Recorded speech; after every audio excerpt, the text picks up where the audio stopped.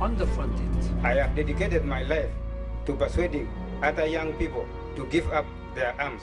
Aaron Dykes here with a special warning. The gun grabbers of this country and at the United Nations are moving right now to try to do an end run around our Second Amendment. Through the United Nations Arms Trade Treaty, they're attempting to set up international regulations for the trade of small arms and conventional weapons. It is ambitious but achievable, so says Secretary General Ban Ki-moon. I sincerely hope that the member states will agree to a legally binding treaty regulating this arms trade. This is a sneak attack on the Second Amendment, just as Obama told the Brady administration he would unleash.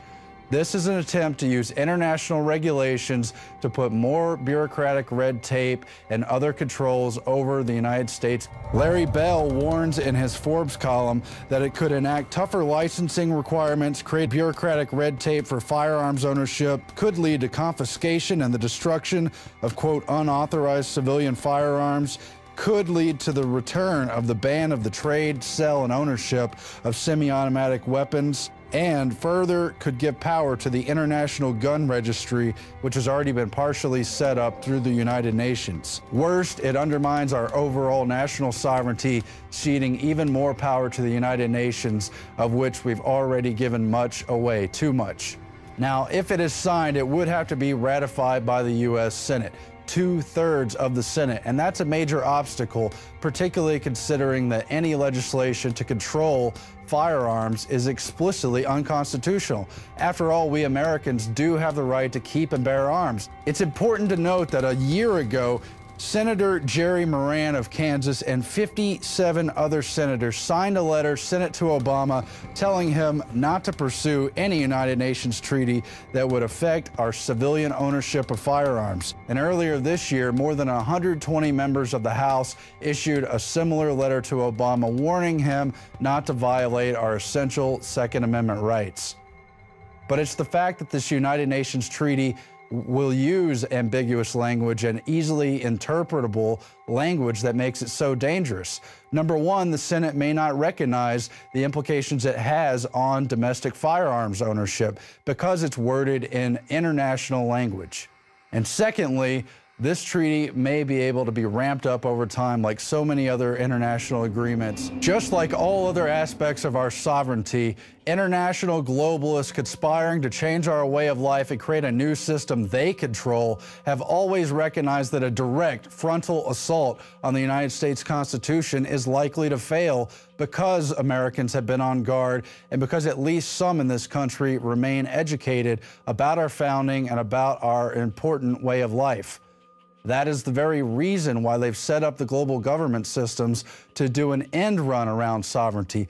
So many agreements, GATT, the WTO, NAFTA, the SPP, and other international agreements, either bilaterally or multilaterally, binding other countries together, work gradually. They work outside of the constitutional restrictions, but draw in the net around our country and around other free peoples. In reality, it's a double standard, hypocritically allowing the national security shadow operations to continue, spread conflict around the world in the name of achieving global governments and what they have always claimed that the United Nations would be, complete and general disarmament.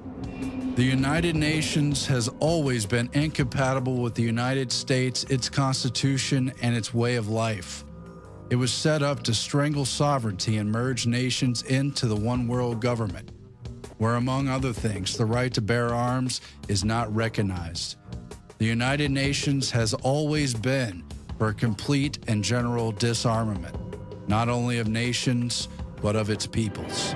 The atomic age was born. By 1957, the International Atomic Energy Agency had been formed, and the premise of disarmament was sold to the public on the premise that atomic weapons had become far too dangerous and that it was time to embrace, quote, one world or none. All men of goodwill earnestly hope that a realistic control of atomic weapons can and will be achieved. And while the prospect of a nuclear holocaust is certainly chilling, the actual mechanism of disarmament has completely eroded away sovereignty. First at the nation-state level, by undermining the right to self-defense and declare war, and has sadly progressed to undermining individual rights, including that to keep and bear arms under the United States Constitution.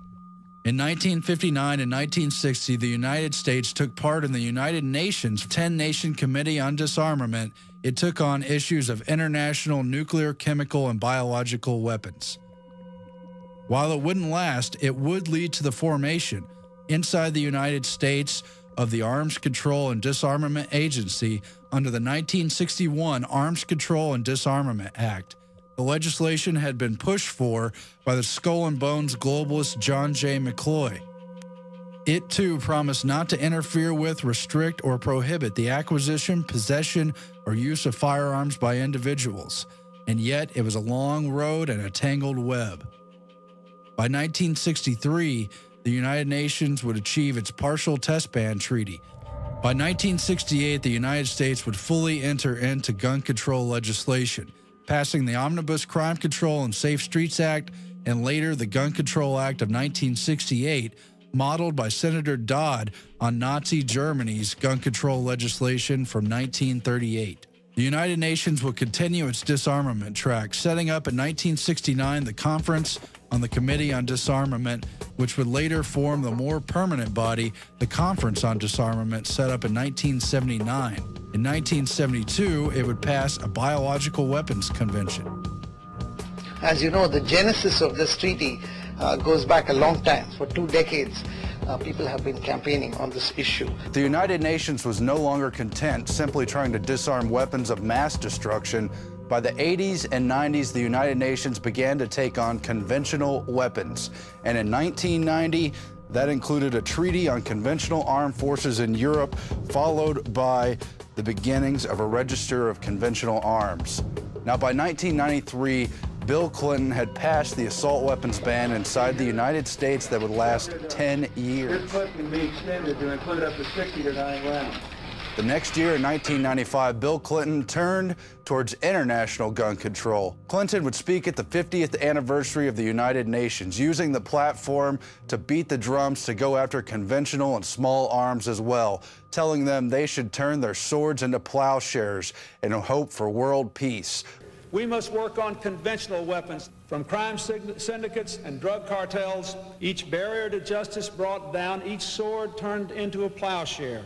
That same year, Clinton would urge the United Nations to begin a study on small arms on December 1995. That report would be published 2 years later and would discuss openly in the header the complete and general disarmament of small arms weaponry.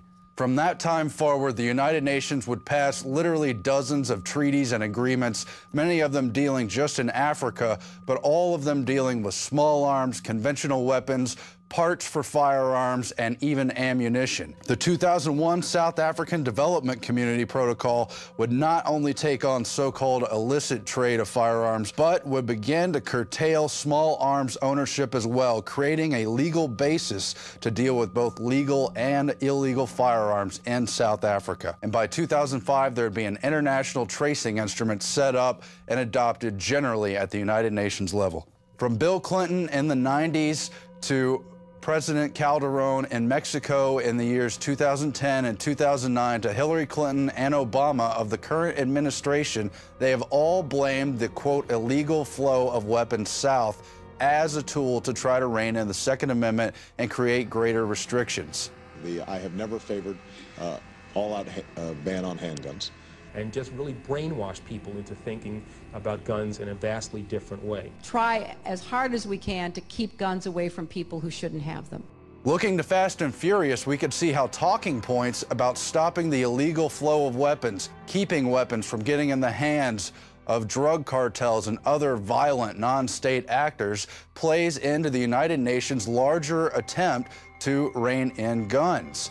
Now, the United Nations knows they cannot directly target the United States' domestic ownership of firearms because of the Second Amendment. And so the Fast and Furious documents have shown how the Obama administration, Eric Holder as Attorney General, and other people inside the ATF and related organizations all deliberately put guns into the hands of drug cartels in order to demonize the Second Amendment and put more bureaucratic red tape around arms dealers in the Southwest. and redeploying 100 personnel to the southwest border in the next 45 days to fortify its Project Gunrunner, which is aimed at disrupting arms trafficking between the United States and Mexico, working with the Mexicans specifically to facilitate gun tracing activity which targets the illegal weapons and their sources in the United States. We saw that directly with the new policy at the ATF telling the 4 southwestern border states, Texas, New Mexico, Arizona, and California, that they would now have to do extra paperwork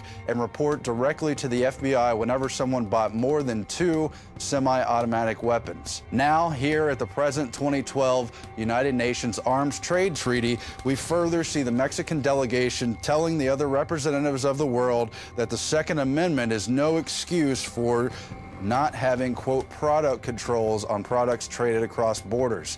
That's using international bureaucratic legal lawyer speak to try to attack the Second Amendment covertly. The erosion of our Second Amendment is not going to happen overnight, but it is going to happen incrementally through different agreements over the decades, gradually drawing in the net. That's really what we have to watch out for here. And because the United Nations Treaty will explicitly say it doesn't go after the U.S. and other domestic nations' right to have arms, it will appear as though it's not infringing on that right. But nothing could be further from the truth. We must always be vigilant, always be on guard, and always say no to gun control, because that is submission to slavery. I'm Aaron Dykes for the InfoWars Nightly News. Alex Jones here with an emergency alert report on the global UN gun ban treaty. I've been following this treaty for 15 years. It's been around for right at 20. And they do state that their goal is to restrict civilian ownership of firearms. In fact, the quote from July 2001, July 7th at Unidir at the UN in New York, you can look it up, and it's in these articles and videos we have posted at Infowars.com, is that civilian ownership of firearms threatens the legitimate power monopoly of the state, meaning the dictatorship of the state. The UN all over the world, whether it's Rwanda, disarming one tribe, letting the other tribe kill them to take the property, or Asia, Latin America, look it up. The UN goes in and takes the indigenous population's guns and rolls in and takes over and kills people. That's even in the New York Times, that in Africa and in areas of Central and South America, Honduras and in Uganda, look it up. All of this is out of control. Okay, so it's much closer to midnight than you think. I know a lot of you are awake to this, but instead of just digging in and getting ready for war and a civil war, let's get into the info war and reach out to everybody. The police, the military are waking up. It's incredible. I read the newspapers that are online that are at all the major military bases. We covered some this week. And I mean, these are the local papers that are everywhere, the local free newspapers that are on base. And they're saying Obama's a traitor, New World Order, world government takeover. That would have never been allowed in the past. There is an open mutiny against this tyranny, and God bless the military and police that are starting to wake up.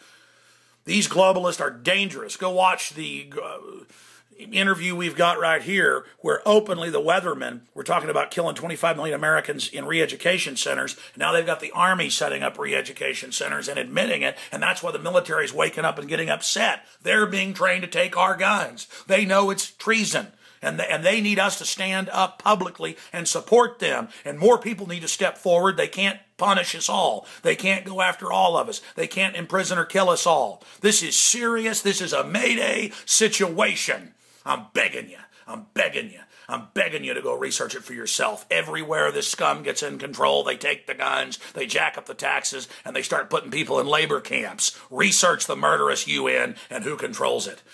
Alex Jones signing off for Infowars.com. For God's sakes, help us get this information out. God bless you all.